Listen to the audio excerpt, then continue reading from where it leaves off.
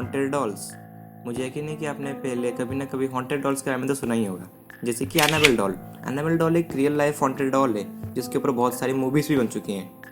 And India में खास करके इन हॉन्टेड डॉल्स को ब्लैक मैजिक या फिर वुडू को परफॉर्म करने के लिए यूज़ किया जाता है। और आज हम ऐसे ही एक हॉन्टेड डॉल के बारे में जानेंगे जो कि जापान से है, एंड उस डॉल का नाम है ओकीकू डॉल।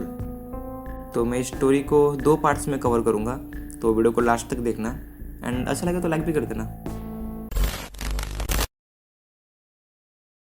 तो ये सब स्टार्ट हुआ था 1918 को, जब एक बच्चा जिसका नाम था एइकिची सुजुकी, तो एइकिची सुजुकी जिसने साप्पोरो नाम की एक जगह से एक डॉल बाई की थी, क्योंकि उसको अपनी बहन के लिए एक बर्थडे प्रेजेंट चाहिए था। और उसकी छोटी बहन जिसका नाम था किकुको सुजुकी, अगर मैं नाम गलत ले रहा हूँ तो सॉरी। तो किकुको सुजुकी जैसे ही उस डॉल को देखती है तो मानो कि पहले नज़र में ही उसको उस डॉल से प्यार हो जाता है। वो उसको उठते बैठते खाते पीते हर जगह उस डॉल को लेके घूमती थी। वो उसी को केयर करती थी, उसको खिलाती थी, उसके कपड़े बदलती थी, सब कुछ करती थी। मतलब अगर सिंपली कहा जाए तो वो उसको अपनी छोटी बहन की तरह ट्रीट करती थी। लेकिन इस सब के 1 साल बाद एक दिन किकुको को एक मच्छर काट लेता है, एंड उसकी ख़राब किस्मत कहो या फिर कुछ और, उसको मलेरिया हो जाता है।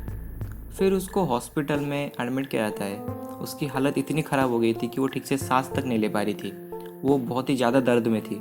लेकिन ये सब के बीच भी वो डॉल किकुको के साथ ही थी। किकुको ने उसको पकड़ रखा था, एंड उसी डॉल को पकड़े पकड़े ही उसने अपना आखिरी सांस लिया।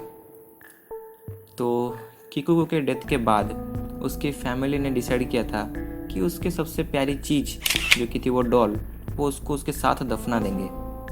लेकिन कुछ रिलीजियस इशू के चलते हुए वो उस डॉल को अपनी बेटी के साथ नहीं दफना पाए। किकुको को दफनाने के बाद उनकी फैमिली ने डिसाइड किया कि वो अपनी बेटी की याद में उस डॉल का भी एक नाम रखेंगे, जो नाम था ओकीकू, जो कि उन्होंने अपनी बेटी की याद में रखा था। फिर उन्होंने उस डॉल को अपनी फैमिली के ऑल्टर रूम में रख दिया। अब यहाँ से चीज़ें बहुत वियर्ड होने लगी। एक दिन उन लोगों ने नोटिस किया कि ओकीकू मतलब वो डॉल के बाल बढ़ रहे हैं। जब उस डॉल को खरीदा गया था तो उस डॉल के बाल पूरे ब्लैक कलर के थे, और उसके बाल उसके शोल्डर्स तक थे, मतलब शोल्डर्स तक उसके बाल लंबे थे। लेकिन जब इन लोगों ने नोटिस किया था तो तब पता चला उनको कि उस डॉल के बाल बढ़ रहे हैं, वो कंधों से नीचे आ गए थे अभी, एंड उसके बालों में कुछ ब्राउन शेड्स के बाल भी थे, मतलब काले बालों के साथ कुछ ब्राउन शेड्स के बाल भी थे। और फिर धीरे धीरे उनके घर में पैरानॉर्मल एक्टिविटीज़ बढ़ती ही रहीं, जैसे कि उनको हर रोज़ नाइटमेयर्स आते थे, उनके घर के लाइट ऑन ऑफ होते थे, डोर्स पे नॉकिंग की आवाज़ आने लगी। बहुत सारे एक दो नहीं, लगातार नॉकिंग की आवाज़ें आती रही थी डोर पे। और कभी कभी तो वो लोग जब सो के उठते थे तब उनको अपने सामने वो डॉल दिखती थी, क्योंकि ऑब्वियसली वो डॉल अपनी जगह से चल के तो नहीं आई होगी, या तो उसको कोई लाया था या तो फिर उस डॉल के साथ कुछ ना कुछ तो गड़बड़ है। और अभी यही नहीं, अभी और सुनो, ये सब एक्टिविटीज़ बढ़ती आती थी। जैसे उनकी बेटी यानी किकुको सुजुकी का बर्थडे पास आता था। तुम खुद सोचो, अगर तुम उनकी जगह होते तो तुम उस घर में कितने दिन रहते? 1 दिन, 1 हफ्ता, 1 साल? वो लोग उस घर में लिटरली 20 साल तक रहे थे। 1918 से लेकर 1930 तक उन्होंने ये सब झेला था। फिर एक दिन उन्होंने डिसाइड किया कि नहीं, अब हमसे नहीं हो रहा, अब हमसे नहीं सहा जा रहा, हमें घर छोड़ रहे हैं। एंड उन्होंने घर तो क्या, उस पूरे एरिया को छोड़ दिया। एरिया को क्यों छोड़ा? क्योंकि जब उन्होंने ठीक से नोटिस किया तो उनको पता चला कि वो जहाँ रहते थे वहाँ से उनकी बेटी को जहाँ दफनाया गया था वो जगह बहुत ही ज़्यादा पास में थी। एंड उनको कहीं ना कहीं ये डाउट था कि उस डॉल के अंदर उनकी बेटी की आत्मा है। लेकिन वो लोग उस डॉल को अपने साथ नहीं ले जाना चाहते थे। तो उन्होंने क्या किया, उन्होंने उस डॉल को उनके एक लोकल टेम्पल जिसका नाम था मानेजी टेम्पल, वहाँ के प्रीस्ट को वो डॉल सौंप दी, एंड उनको सारी की सारी स्टोरी बताई। उसके बाद उन प्रीस्ट ने भी उन डॉल के ऊपर, मतलब उस डॉल के ऊपर, ओकीकू के ऊपर बहुत ज़्यादा स्पेल वगैरह कास्ट किया था, बहुत सारे स्पेल कास्ट किए थे। लेकिन उसके बाद भी उस डॉल को कुछ फ़र्क नहीं पड़ा, एंड एट लास्ट उन्होंने उस डॉल को रख लिया।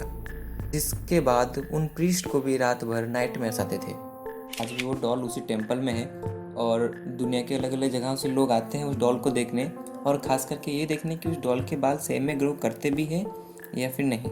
और कुछ लोगों का तो ये भी दावा है कि वो डॉल को मुंह खोलते हुए देखा है उनने। एंड जब उन्होंने देखा है, अच्छे से अगर तुम देखोगे तो तुम्हें दिखाया है कि उस डॉल के छोटे छोटे दांत भी है, जैसे बच्चों के दांत होते हैं ना, बेबी टीथ्स, तो उस तरह के दांत भी है। एंड तुम लोग चाहो तो जाके उस डॉल को देख सकते हो। एंड लेकिन मैं तुम्हें रिकमेंड नहीं करूँगा कि तुम उधर जाओ, क्योंकि जिन लोगों ने उस डॉल को देखा है वो लोग बोलते हैं कि उनको रात में बुरे बुरे नाइटमेयर्स वगैरह भी आते हैं। तो अगर तुम्हें डर नहीं लगता है तो तुम ऑब्वियसली जा सकते हो, लेकिन मैं तुम्हें रिकमेंड नहीं करूँगा।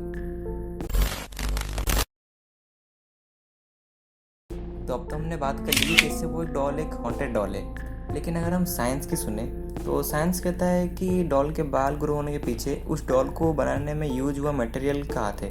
कैसे? तो जब भी उधर की ह्यूमिडिटी में चेंजेस आते हैं तो उस डॉल के अंदर होने वाले हाइग्रोस्कोपिक प्रॉपर्टीज़ उस ह्यूमिडिटी चेंजेस के साथ रिएक्शन करती है, जिसके वजह से उस डॉल के बाल ग्रो होते हैं। अब आई डोंट नो कि ये चीज़ रियल है या फेक है, क्योंकि एक रिएक्शन की वजह से एक नकली, जो कि समझ रहे हो ना, उस डॉल के अंदर जान नहीं है, उसके अंदर इंसानों के बाल कहाँ से आएंगे? क्योंकि उस बाल को जब रिसर्च में जांच करने भेजा गया था रिसर्चर के पास कि ये बाल है किसके, असली इंसानों के बाल हैं या फिर नहीं, तो उधर रिसर्च में पता चला कि एक असली असली छोटी बच्ची ना, असली छोटी बच्ची लड़की के बाल हैं वो। तो अब तुम बताओ, एक रिएक्शन से ऐसा कैसे हो सकता है? तो अब आप लोग ही बताओ कि इस डॉल के बारे में आपको क्या सोचना है, कि ये डॉल सही में हॉन्टेड है या फिर इसके पीछे साइंस का हाथ है। बाकी मैं तो चला एक नई वीडियो पे काम करने। एंड आप लोग भी मज़े करो। मैं मिलता हूँ आपसे अगले वीडियो में, तब तक के लिए बाय बाय।